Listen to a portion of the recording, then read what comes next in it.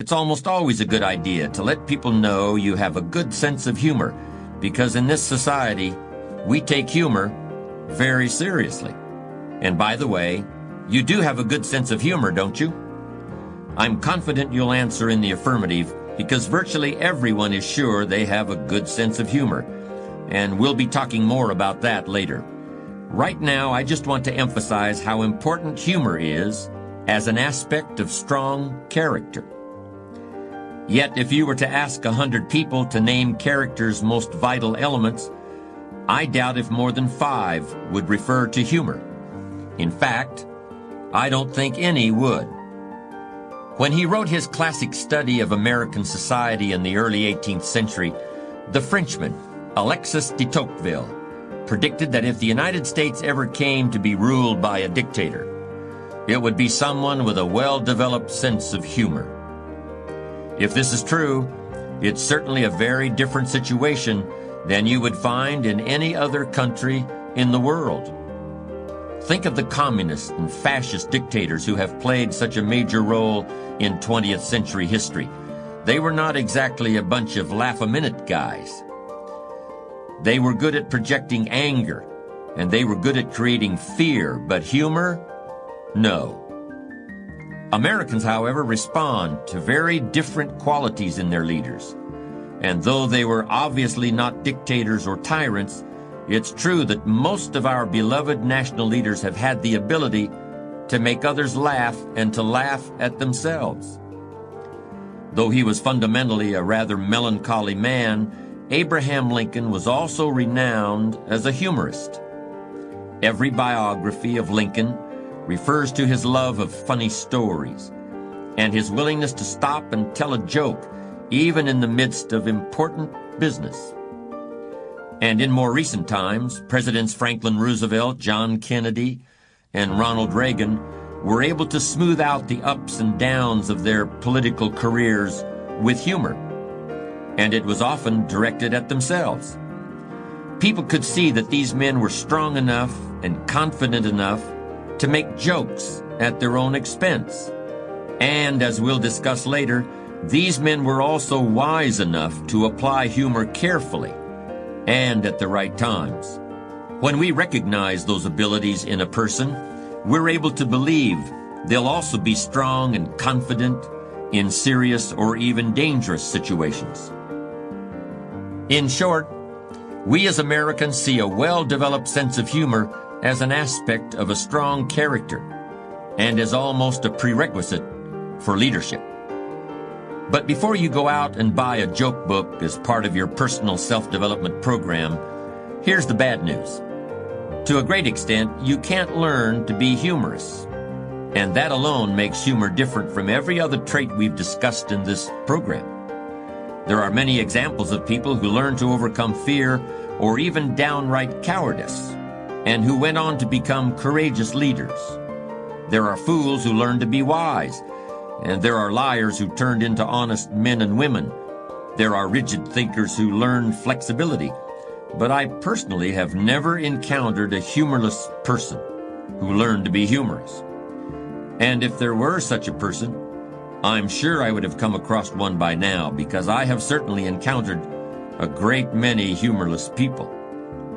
Perhaps one reason we respond so strongly to humor in our leaders is because we associate it with honesty. And I think this association is well-founded.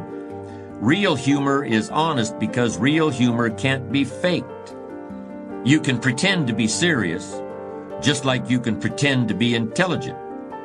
You can always fake those qualities, and some people do it all the time, but you can't really pretend to be funny. The real irony, however, is that nobody feels like they have to pretend to fake having a good sense of humor, because everybody thinks that they actually have one. People will admit to almost anything before they confess to being humorless. Have you ever met anyone who said, I just don't know how to laugh. I just don't like it when things are funny, and I'm just much more comfortable being serious all the time. I've never met anyone like that, and I am very confident that I never will. In fact, If somebody actually confessed to me that he didn't have any sense of humor, I would think he must be joking. Take, for instance, a fellow named Sam. Sam was about as dour an individual as you would ever want to meet.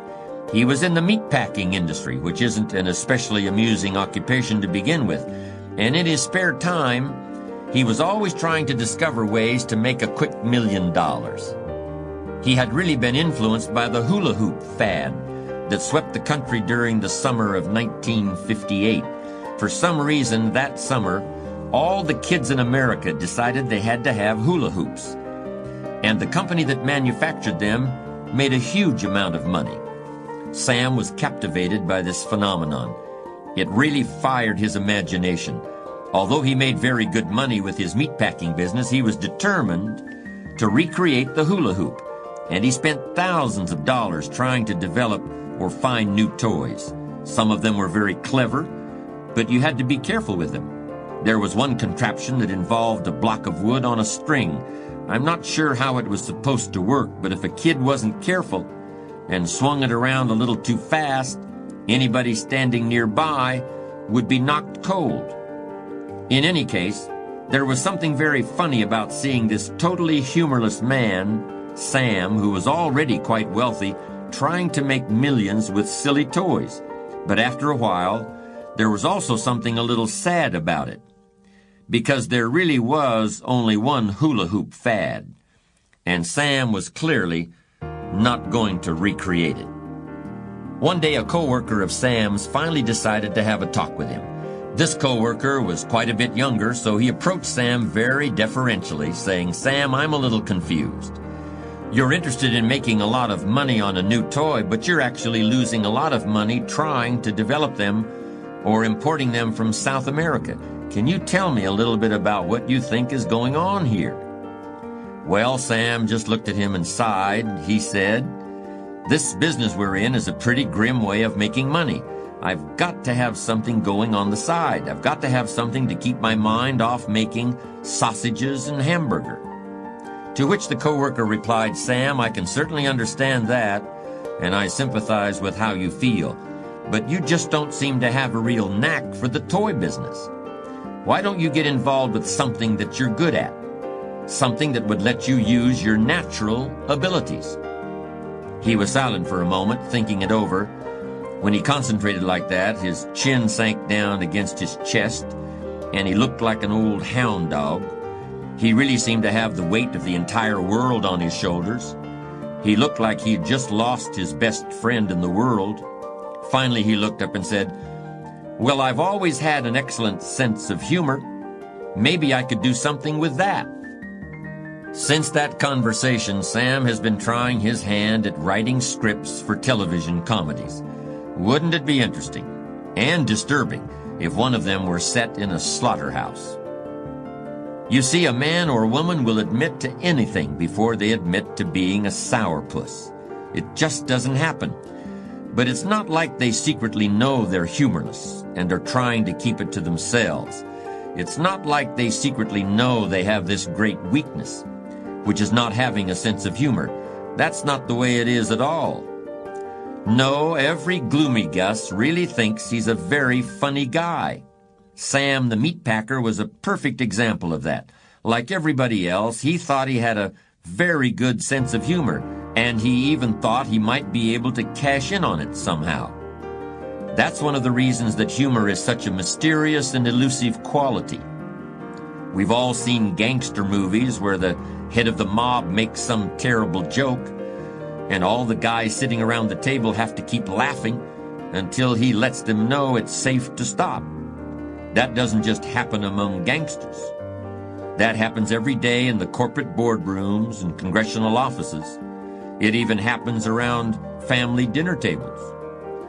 Since everybody deeply believes that they have a good sense of humor, how can you find out if you actually don't? Unfortunately, you probably can't. It's just a very tough situation to deal with. Even your best friends won't tell you you're a humorless wet blanket. Fortunately, I'm not. I wake up every day feeling thankful for my good sense of humor, and in that sense, I'm sure I'm just like everybody else. We spoke a moment ago about the lack of humor that has characterized dictators throughout history. That's because real humor is almost always subversive. Humor undermines dictatorial power. It punctures balloons. It knocks people off pedestals.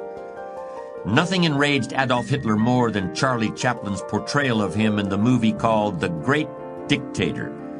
Chaplin, who was actually born on the same day as Hitler, did a fantastic job of capturing the dictator's every nuance and mannerism.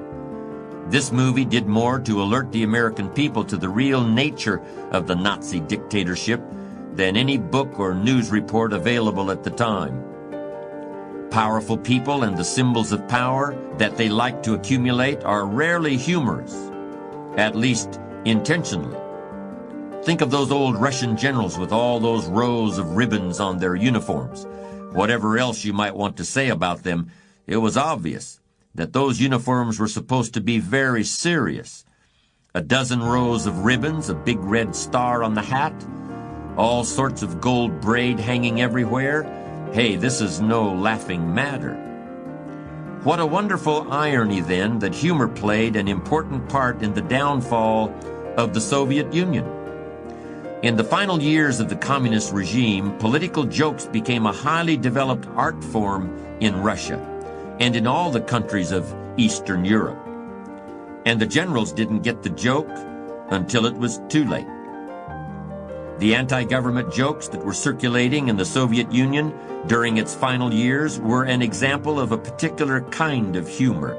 They were designed to elicit a very specific response, which we can call the laughter of ridicule. This is really a form of hostility disguised as mirth. It's intended to be very destructive to its target, and at the same time it serves as a kind of survival mechanism for the joke teller and his listener. It allows them to express their anger indirectly. If you're ever in a leadership position and you find that this kind of hostile humor has been directed at you, I strongly suggest that you do one thing immediately. And I'm not going to suggest that you take action to suppress the jokes. Instead, you had better ask yourself what you've been doing to provoke this kind of response among your subordinates. And once you figure it out, I suggest that you change that behavior immediately. Laughter of ridicule is a very bad sign for a leader. It's one kind of humor that should be taken very seriously. There are several other categories of laughter that we should consider as well. Have you ever gone to a comedy movie and noticed that the audience starts laughing even before anything funny happens? A leading comic actor can simply come on the screen and make a bland remark about the weather, and everyone in the audience will start laughing. I've seen this happen many times with people like Robin Williams and Steve Martin. Underlying this kind of laughter is a desire on the part of people to have a shared experience. They want to participate in the experience together. I call this the laughter of community. Another kind of laughter that can be observed at the movies is something I call laughter of recognition. This occurs when someone wants to show that they get the joke. They see how something was intended to be funny, even if less informed people don't see it. This kind of laughter is especially common among younger audiences, and many members of the older generation find themselves frequently missing out on it. Irony is the basis for so much humor today. And by its very nature, irony is intended to exclude a certain percentage of people. The rest of them laugh to show that they've been admitted to the club. They laugh to show they recognize the joke, and therefore deserve to be recognized as members of that select group. That's why I call it laughter of recognition.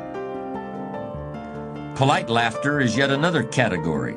This is sort of a social non-laughter that one gets when a laughing response is called for, but isn't really motivated.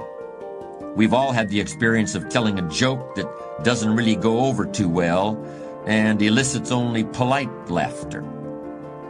And we've all responded to such jokes with polite laughter of our own. It's just a gesture that keeps the ball rolling, but it's an important one.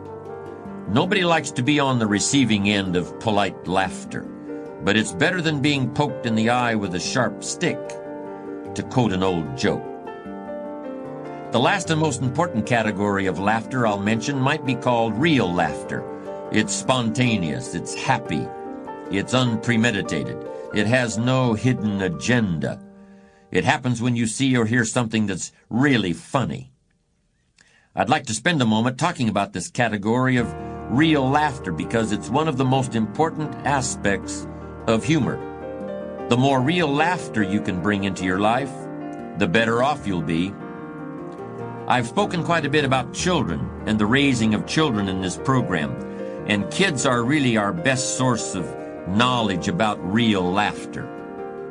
They really put their whole selves into it. We lose that to a large extent as we get older, and I'm not sure that loss can be completely avoided. For example, think about someone, one of your own kids, a neighbor or a niece or nephew that you've watched grow up. Whatever interest this person pursues today, it's likely that he or she was a budding artist in the early years. Crayons, markers, and pads of paper are standard issue in most households with young kids, and those kids draw big, beautiful pictures with all sorts of colors and patterns. At that age, there are no rules about keeping inside the lines and using certain colors for certain objects. Those pictures that grace refrigerators across the country are examples of artistic genius. Then when kids grow to about 5 or 6 years old, their drawings change. They begin drawing stick figures standing next to houses that consist of a triangle on top of a square. Kids this age are still just as proud of their drawings and actually see them as a big advance over the ones they'd done as babies. And they are more advanced in some ways, but they're also less free. There's a sense of responsibility about them, an effort to put everything in the right place and make everything the right color and the right size.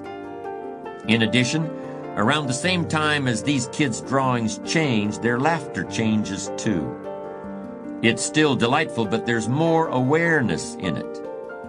I guess that's just the way it's got to be. As the British poet William Wordsworth put it, though nothing can bring back the hour of splendor in the grass and glory in the flower, we will grieve not, but rather find strength in what remains behind. I'm sure kids have a lot of concerns and worries that seem as big to them as ours do to us, but they really don't have a lot of responsibilities. They really don't have bills that have to be paid by tomorrow, or presentations or phone calls that can make your palms sweat. It's those kinds of responsibilities that suppress real laughter as we get older. And there's simply no avoiding it. But we should try to bring real laughter into our lives as much as we possibly can. It's good for the soul. And there's even been evidence that heartfelt laughter has the ability to benefit physical health. Let me say a few practical things about the role of humor in leadership, particularly in business or management situations. Have you ever noticed how certain jokes seem to suddenly appear in the business community, circulate for a while, and then they gradually disappear? Where do these jokes come from? How do they get started? You'll hear them at the start of meetings or conferences when everybody is trying to get settled down. During the course of one week, you can have meetings in Los Angeles, Phoenix, Indianapolis, and Boston, and hear the same joke in every one of those meetings. There's something almost eerie about it. In any case, these business meeting jokes really have some important functions. First, they're sort of a bonding ritual, where everybody shows that they share a sense of humor and that they like to laugh about the same things. I think that function is pretty obvious. But there's another function of jokes that's more subtle but extremely important. In a way, they're intended to rid the situation of humor. Once the joke has been told, the humor has been encapsulated or compartmentalized within that joke, and it won't be seen again until the meeting is over. That's why it's good to begin a very serious discussion with a joke after the moment of humor has been experienced through the joke. Seriousness can reign for the balance of the meeting. I've seen this phenomenon take place many times. If you handle it correctly then, telling a joke can really reinforce your image as a serious person. Once the joke is out of the way, you can be as intense as you want for as long as you want, because all humor has been compressed into the joke, and now the joke is over and done with. There's an important distinction to be made between the leader who tells jokes and a very different kind of person who I'll call the funny guy. And let me point out very quickly that the funny guy is almost always a guy. I don't believe I've ever come across a woman in business who fills this role. I'm not sure why that's true. In any case, the funny guy is someone who doesn't seem to understand that the role of jokes is to reinforce the seriousness of the rest of the interaction.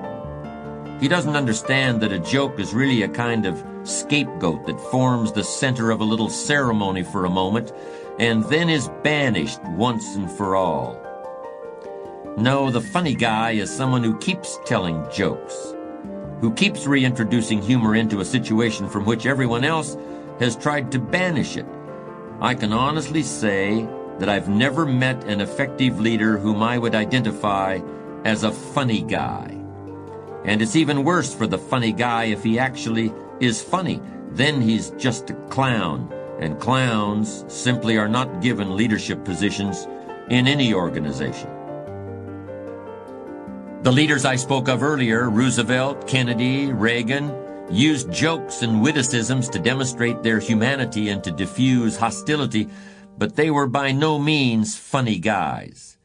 Often their jokes and quips weren't even really funny. They were symbols of humor rather than real examples of it. And even this largely symbolic version of humor was applied very carefully. If it had been otherwise, these men would never have achieved a leadership role of any kind, let alone that of President of the United States. Most funny guys didn't start out that way. They're generally people who have been passed over several times and are using humor to help them cope with their disappointment. And there's also an element of anger in most funny guys, though it's usually deeply hidden, and they may not even be consciously aware of it. By continuing to be funny in situations where it's no longer appropriate, the funny guy may unconsciously be trying to subvert the goals of the group. Effective leaders recognize this, and they see to it that funny guys are denied any real responsibility. Once again, and as with the other qualities we've discussed in this program, there's something paradoxical in our attitude toward humor. We want to discover humor in other people, and we want to find it in ourselves, but we don't want too much of it. And in certain situations, we don't want any of it at all.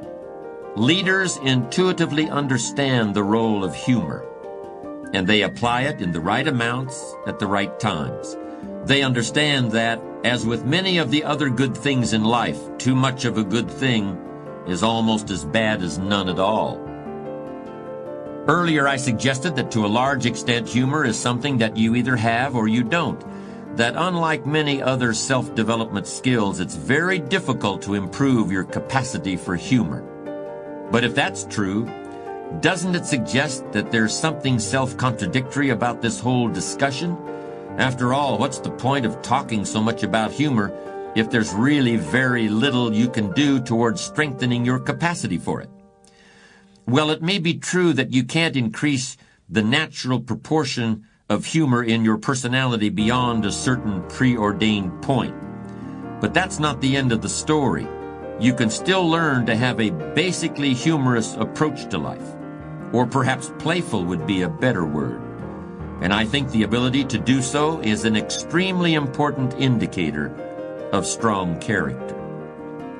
Modern physics has demonstrated that light can act as either a particle or a wave. If we design an experiment based on light behaving like a wave, we will find that it does indeed behave like a wave. If we design another experiment in which light is supposed to behave like a particle, it sure enough behaves like a particle. So what really is the true nature of light?